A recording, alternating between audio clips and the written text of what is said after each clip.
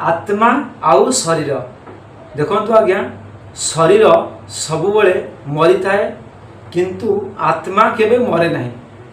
युद्ध भूमि रे जेतेबेले अर्जुन युद्ध करिया पई मना कर देइछंती सेही युद्ध भूमि रे भगवान श्रीकृष्ण अर्जुन को वर्तमान आत्मा आउ शरीर विषय बुझाउछंती।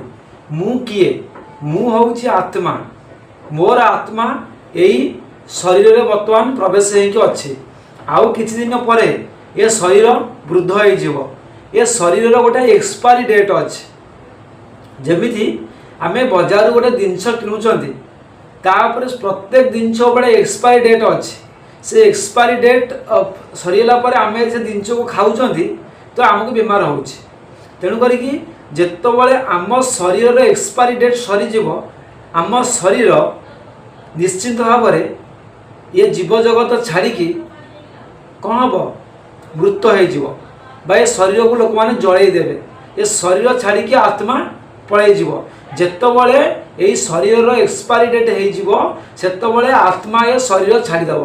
तो मु किए मु हूँ आत्मा मु यही शरीर भितर वर्तमान अच्छी मोर अनेक थर जन्म होती अनेक थर मृत होती किंतु मु यही शरीर को मु बोली भावी दौची। आमे से भूल समस्ते करुचंती जेतेबेले मोर शरीर को मु बोली भावी दौची आमर सेठी होची भूल सेठी होची भ्रम। तो सेही कथा वर्तमान भगवान श्रीकृष्ण अर्जुन को बुझाउचंती तू होचु आत्मा तू जहा को मारिया को सब जाऊ से माने आत्मा से माने शरीर भितर प्रवेश होइके अछंती। तू मार किबा न मार से माने मरिबे आउ तांकर आत्मा से शरीर मुक्त हबो। तेणु करिकी अर्जुन तू युद्ध कर तू ये जो भावुचु ये जो शरीर सब मरीज ये शरीर अनेक थर मरीची अनेक थर जन्म होइछि। तो ये सबू आत्मा दिने दिने शरीर छाड़ी जीवे। तेणु करिकी हे अर्जुन तू युद्ध कर। भगवान श्रीकृष्ण युद्ध भूमि रे अर्जुन को एमिति भाव में बुझाउचंती जहाँकि यही गीता ज्ञान यही अमृत बाणी को आमे माने मध्य शुणुचंती आउ पढ़ुचंती। नमस्कार जय जगन्नाथ शुभ सकाल समस्त को। वर्तमान मु गीता ज्ञान आरंभ करी आपण मान सामने। आज गीता ज्ञान आमे 18 नंबर श्लोक पढ़ा यही गोटाए नंबर श्लोक पढ़ा द्वितीय अध्याय 18 नंबर श्लोक आउ तार केते व्याख्या है कौन मान्य अच्छी बुझा धीरे धीरे पढ़ा। ता पूर्व मोर गुरुदेव को टी प्रार्थना करी आरंभ करी। गुरु ब्रह्मा गुरु विष्णु गुरुदेव महेश्वर गुरु साक्षात् परम ब्रह्म तस्मै श्री गुरवे नमः। ओम गुरुदेवायो नमः ओम गुरुदेवायो नमः। एबे मु आपन सामने 18 नंबर श्लोक आरंभ करी। अंतवंत इमे देहा नित्य सोक्ता शरीरिण अनासीनो प्रमयस्य तस्माद् युध्यस्व भारत। देखंतु अंतवंत इमे देहा नित्य सोक्ता शरीर आर माने देखंतु कौन देखिए अंतवंत अंतवंतर अर्थ हूँ कौन नाशवान। इमे इमे माने ये कौन कहगला इमे देहा इमे देहा हूँ शरीर गुड़िक हूँ नाशवान। तापर नित्य सोक्ता अर्थ ये कौन कहगला नित्यस्य इटी सोक्ता नित्य स्वरूप। तापर शरीर हूँ कौन जीवात्मा शरीर अर्थ हूँ जीवात्मा। तापर अनासीनो प्रमयस्य तार अर्थ हूँ कौन अनासीन हूँ नाश रहित अप्रमेयस्य हूँ अप्रमेय। देखो सुंदर भाव में व्याख्या कराई। तस्माद अर्थ ये कौन कहगला तेणु युद्ध से भारत हे भारत युद्ध से युद्ध कर। ये कहते हे अर्जुन शरीर हूँ नाशवान शरीर केबे रहे नहीं। तो हे अर्जुन तुम्हें युद्ध कर। लिखाई कौन नाश रहित अप्रमेय ଓ ନିତ୍ୟ ସ୍ୱରୂପ ଜୀବାତ୍ମାର ଏହି ଶରୀର ଗୁଡ଼ିକ ନାଶବାନ ବୋଲିକିରି କୁହାଯାଇଛି। ତେଣୁ ହେ ଭରତବଂଶୀ ଅର୍ଜୁନ ତୁମେ ଯୁଦ୍ଧ କର। ଏଠି ଅର୍ଜୁନକୁ ଭଗବାନ ଶ୍ରୀକୃଷ୍ଣ କହୁଛନ୍ତି ଏ ଶରୀର ହେଉଛି ନାଶବାନ, ଶରୀରର ମୋହ ଛାଡ଼ିକି, ଶରୀରର ଲୋଭ ଛାଡ଼ିକି ତୁମେ ଯୁଦ୍ଧ କର। ତାପରେ ଆର ପୁଣି ବ୍ୟାଖ୍ୟା କରାଯାଇଛି। ପ୍ରଶ୍ନ, ଇମେ ସହିତ ଦେହାପଦ ଏଠାରେ କେଉଁମାନଙ୍କ ବାଚକ? ଏହି ସବୁକୁ ଅନ୍ତବନ୍ତ କହିବାର ଅଭିପ୍ରାୟ କ'ଣ? ନା, ଇମେ ସହିତ ଦେହାପଦଟି ଏଠାରେ ଶରୀରମାନଙ୍କର ବାଚକ। ଅସତର ବ୍ୟାଖ୍ୟା କରିବା ପାଇଁ ଏମାନଙ୍କୁ ଅନ୍ତବନ୍ତ କୁହାଯାଇଛି। ଅଭିପ୍ରାୟ ହେଲା ଅନ୍ତଃକରଣ ଏବଂ ଇନ୍ଦ୍ରିୟମାନଙ୍କ ସହିତ ସକଳ ଶରୀର ନାଶବାନ। ଇନ୍ଦ୍ରିୟଙ୍କ ସହିତ ଶରୀର, ଇନ୍ଦ୍ରିୟ ହେଉଛି କିଏ? ଆପଣଙ୍କୁ କହିଥିଲି ଇଏ ଗୋଟେ ଇନ୍ଦ୍ରିୟ, ଇଏ ଗୋଟେ ଇନ୍ଦ୍ରିୟ, ଜିଭ ଗୋଟେ ଇନ୍ଦ୍ରିୟ, କାନ ଗୋଟେ ଇନ୍ଦ୍ରିୟ, ଚର୍ମ ଗୋଟେ ଇନ୍ଦ୍ରିୟ, ମନ ଗୋଟେ ଇନ୍ଦ୍ରିୟ।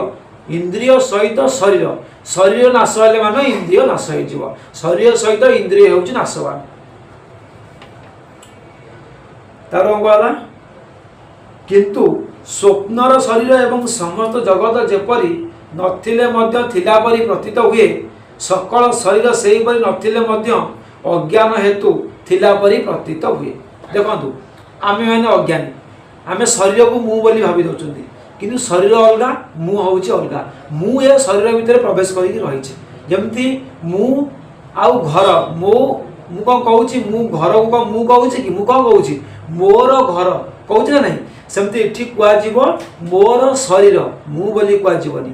ମୁଁ ଶରୀର ଭିତରେ ଘର କରିକି ରହିଛି, ଶରୀର ଭିତରେ ପ୍ରବେଶ କରି ରହିଛି, ସେ କଥା କୁହାଯାଉଛି। ବାସ୍ତବରେ ଏମାନଙ୍କ ସତ୍ତା ଅଛି ବୋଲି କିଛି ନାହିଁ, ତେଣୁ ଏମାନଙ୍କର ନାଶ ଅବଶ୍ୟମ୍ଭାବୀ। ଅତଏବ ଏମାନଙ୍କର ପାଇଁ ଶୋକ କରିବା ବୃଥା। କହୁଛନ୍ତି ଶରୀର ନିଶ୍ଚିନ୍ତ ଭାବରେ ମରିବ, ଶରୀର ହେଉଛି ନାଶବାନ, ଏହା ହେଉଛି ସତ୍ୟ। ଏହି ଶରୀର ପାଇଁ ଶୋକ କରିବା ହେଉଛି ଭୁଲ। ପ୍ରଶ୍ନ ପୁଣି ଆସିଲା, ଏଠାରେ ଦେହା ପଦରେ ବହୁବଚନ ଏବଂ ଶରୀର ପଦରେ ଏକବଚନ କାହିଁକି ପ୍ରୟୋଗ କରାଯାଇଛି?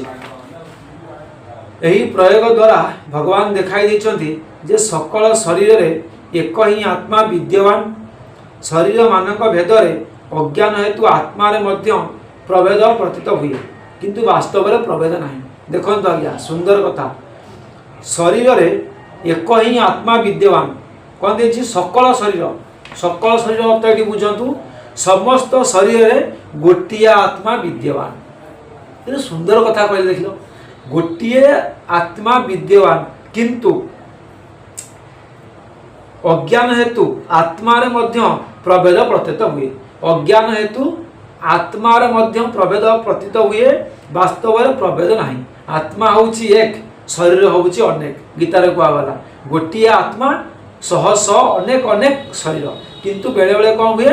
ଅନେକ ଅନେକ ଆତ୍ମା ବୋଲି ଆମେ ଭାବି ଦିଅନ୍ତି। ଦେଖନ୍ତୁ ପ୍ରଶ୍ନ, ଶରୀରୀଣ ପଦ ଏଠାରେ କାହାର ବାଚକ ଏବଂ ଏହା ସହିତ ନିତ୍ୟସ୍ୟ ଅନାସୀନ ଅପ୍ରମେୟସ୍ୟ ବିଶେଷଣ ଦେବାର ତଥା ଶରୀରମାନଙ୍କ ସହିତ ଏହାର ସମ୍ବନ୍ଧ ଦେଖାଇବାର ଅଭିପ୍ରାୟ କ'ଣ?